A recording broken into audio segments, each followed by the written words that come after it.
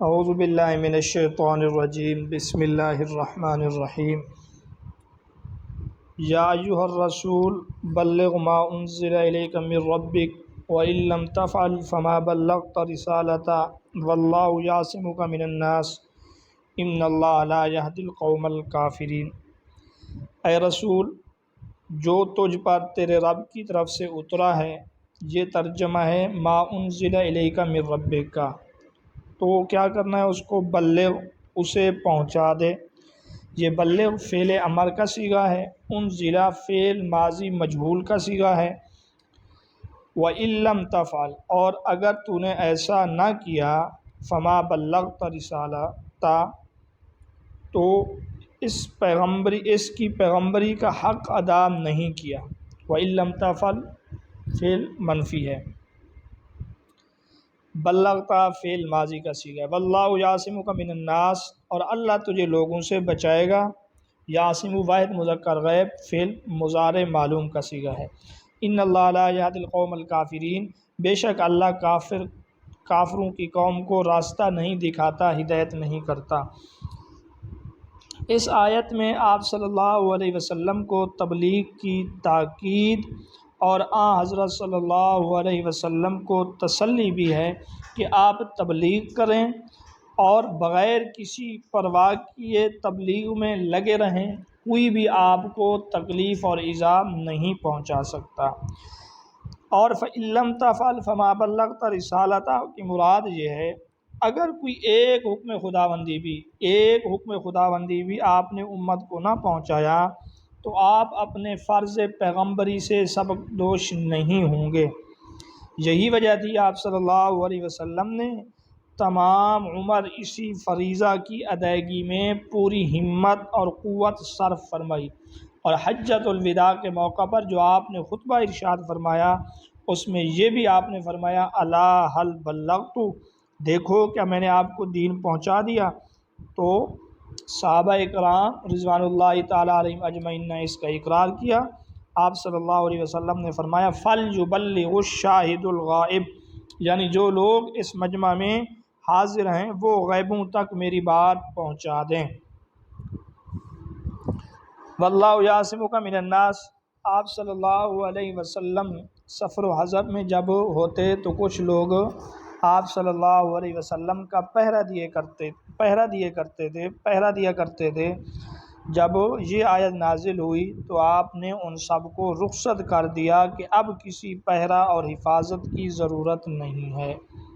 آگے چلتے ہیں، اگلی آیت ہے قُلْ يَا أَهْلَ الْكِتَابِ لَسْتُمْ عَلَىٰ شَيْءٍ حَتَّىٰ تُقِیمُوا التَّوْرَاةَ وَالْإِنْجِیلَ وَمَا أُنزِلَ إِلَیْکُم مِّن رَّبِّکُمْ وَلَیَزِیدَنَّ کَثِیرًا مِّنْهُم مَّا أُنزِلَ إِلَیْکَ مِن رَّبِّکَ طُغْیَانًا وَکُفْرًا فَلَا تَأْسَ عَلَى الْقَوْمِ الْکَافِرِینَ۔ کہہ دو اے اہل کتاب، تم کسی راہ پر نہیں ہو، کب تک؟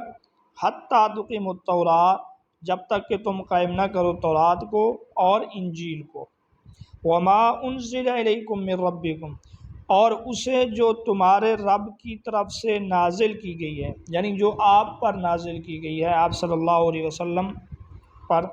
اور ضرور یہ فرمان وَلَیَزِیدَنَّ کَثِیرًا مِّنْهُم مَّا أُنزِلَ إِلَیْکَ مِن رَّبِّکَ طُغْیَانًا وَکُفْرًا کا ترجمہ ہے، ضرور یہ فرمان جو تم پر نازل ہوا ہے ان میں سے اکثر کی سرکشی اور انکار کو اور زیادہ بڑھائے گا۔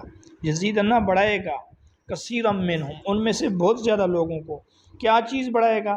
ما انزل الیک من ربک، جو حکم تیرے رب کی طرف سے تمہارے اوپر اتارا گیا ہے۔ کس چیز کو بڑھائے گا؟ طغیانا و کفرا، سرکشی اور کفر کو بڑھائے گا۔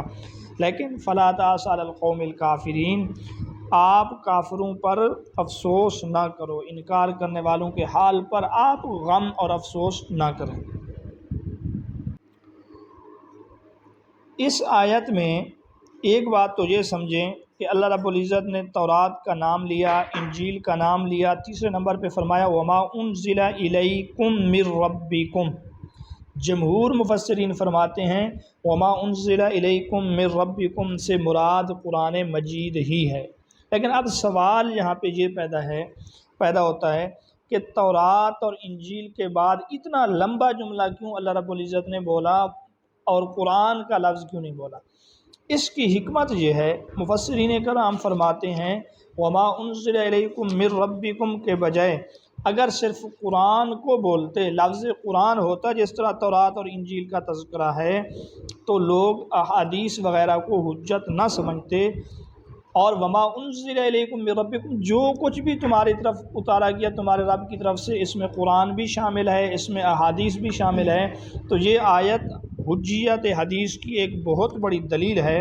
خود آپ صلی اللہ علیہ وسلم کا فرمان بھی ہے، جس طرح مجھے علم و حکمت کا خزانہ یعنی قرآن کریم دیا گیا، اسی طرح دوسرے علوم و معارف بھی عطا کیے گئے، جن کو ایک حیثیت سے قرآن کریم کی تشریح بھی کہا جا سکتا ہے۔ آپ صلی اللہ علیہ وسلم کا فرمان یہ بھی ہے، یاد رکھو مجھے قرآن دیا گیا اور اس کے ساتھ اسی کے مثل اور بھی علوم دیے گئے، آئندہ زمانہ میں ایسا ہونے والا ہے کہ کوئی شکم سے سیر یعنی پیٹ بھرا ہوا راحت پسند یہ کہنے لگے کہ تم کو صرف قرآن کافی ہے، جو اس میں حلال ہے صرف اسی کو حلال سمجھو، جو اس میں حرام ہے صرف اسی کو حرام سمجھو۔ حالانکہ حقیقت یہ ہے، جس چیز کو اللہ کے رسول نے حرام ٹھہرایا ہے وہ بھی ایسے ہی حرام ہے جیسی اللہ تعالیٰ کے کلام کے ذریعے حرام کی ہوئی اشیاء حرام ہیں۔ تو یہ آیت اس بات پر دلیل ہے، آپ صلی اللہ علیہ وسلم کو قرآن مجید کے علاوہ دیگر علوم بھی دیے گئے، اور دیگر علوم بھی قابل حجت اور قابل دلیل ہیں، جس طرح قرآن مجید قابل حجت اور قابل دلیل ہے۔ اگلی آیت، ان الذین آمنوا والذین ہادوا والصابئون والنصارى، بے شک مسلمان اور یہودی اور صابی اور عیسائی جو کوئی بھی من آمن باللہ اپنے مذہب کے زمانہ میں، یعنی آج نہیں اپنے مذہب کے زمانہ میں یہودی عیسائی صابی اگر اللہ پر ایمان لے آیا اور والیوم الآخر قیامت پر ایمان لایا، وعمل صالحا اور نیک کام کیے، فلا خوف علیہم ولا هم یحزنون، تو ان پر کوئی خوف نہیں ہوگا نہ وہ غمگین ہوں گے۔ یحزنون جمع مذکر غائب کا صیغہ ہے، ہادو سے مراد یہودی ہیں، صابئون اور صابی کن کو کہا جاتا ہے؟ مختلف اقوال ہیں مفسرین کے۔ صابئون وہ لوگ ہیں، کچھ کہتے ہیں جو فرشتوں کی عبادت کیا کرتے تھے، قبلہ کے خلاف نماز پڑھتے تھے، اور آسمانی کتابوں میں سے زبور کی تلاوت کیا کرتے تھے، زبور جو حضرت داود علیہ السلام پر نازل ہوئی۔ اللہ رب العزت اس آیت میں 4 جماعتوں کے متعلق، 4 قوموں کے متعلق نجات کا وعدہ کر رہے ہیں، اور نجات کا وعدہ اس بات پر ہے کہ ایمان ہو اور اس کے ساتھ اعمال صالحہ ہوں۔ ایمان اور اعمال صالحہ کے ساتھ پھر ایمان کے 2 اجزاء کا یہاں پہ ذکر ہے، ایک ہے ایمان باللہ اور دوسرے نمبر پر ہے ایمان بالآخرت۔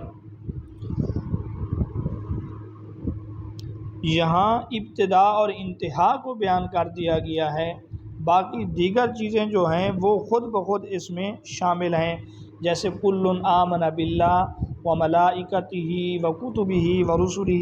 یاد رکھیں ایمان بالرسالت کے بغیر بھی نجات ممکن نہیں ہے۔ یہاں پہ اللہ رب العزت نے دونوں انتہا بیان کیے کہ ایمان کی ابتدا اور انتہا، کی ابتدا ایمان باللہ ہے اور انتہا ایمان بالآخر ہے، باقی درمیان والی چیزیں خود بخود اس میں شامل ہیں۔ لقد اخذنا میثاق بنی اسرائیل وارسلنا الیہم رسلا کلما جاءہم رسول بما لا تہوی انفسہم فریقا کذبوا وفریقا یقتلون۔ اخذنا فعل ماضی کا صیغہ ہے، ارسلنا بھی فعل ماضی کا صیغہ ہے، دونوں جمع متکلم کے صیغے ہیں، اور تہوی واحد مؤنث غائب کا صیغہ ہے فعل مضارع سے، اور یقتلون جمع مذکر غائب کا صیغہ ہے فعل مضارع معلوم ہے، کذبوا جمع مذکر غائب کا صیغہ ہے فعل ماضی معلوم سے۔ ترجمہ یہ ہے، ہم نے بنی اسرائیل سے پختہ وعدہ لیا تھا اور ان کی طرف کئی رسول بھیجے تھے، جب کبھی کوئی رسول ان کے پاس وہ حکم لایا جو ان کے نفس نہیں چاہتے تھے، تو وہ رسولوں کی ایک جماعت کو انہوں نے جھٹلایا اور ایک جماعت کو قتل کر ڈالا۔ یہ بنی اسرائیل کے عادت اور خباثت کا بیان ہے کہ باوجود اس کے کہ اللہ پاک نے ان سے عہد لیا، اللہ پاک نے ان کی طرف رسول بھیجے، اب ان دونوں چیزوں کا تقاضا تو یہ تھا کہ وہ اس کو پورا کرتے، اللہ کے عہد کو اور رسولوں کی باتوں کو مانتے، لیکن جو حکم رسول ان کو دیتے اگر وہ ان کے نفسوں کی نفسانی خواہشات کے مخالف ہوتا، چاہے اللہ رب العزت کی طرف سے حکم ہی تھا، وہ لوگ کیا کرتے تھے؟ نہ صرف یہ کہ حکم عدولی کرتے تھے بلکہ انبیاء کرام کو قتل بھی کرتے تھے اور جھٹلاتے بھی تھے۔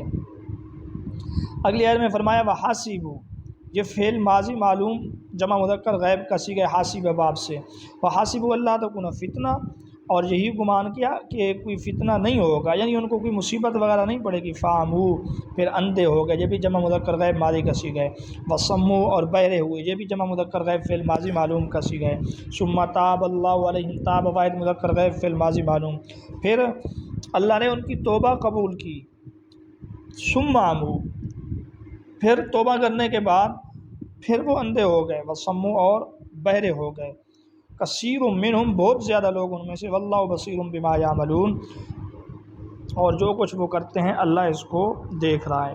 یعنی اندھے اور بہرے ہونے کے بعد اللہ رب العزت نے ان پہ ترس کیا، اللہ رب العزت نے ان کی توبہ کو قبول کر لیا، اس کے بعد چاہیے تو یہ تھا کہ وہ سیدھے کام کرتے، لیکن ان میں سے اکثر لوگ دوبارہ سے اندھے اور بہرے ہو گئے۔ تو یہ تھا آج کا ہمارا سبق سورۃ مائدہ کے حوالے سے۔ انشاءاللہ اگلے لیکچر میں ہم حضرت عیسیٰ علیہ السلام کے متعلق اور اس کے متعلق جو لوگوں کے غلط عقائد ہیں وہ پڑھیں گے۔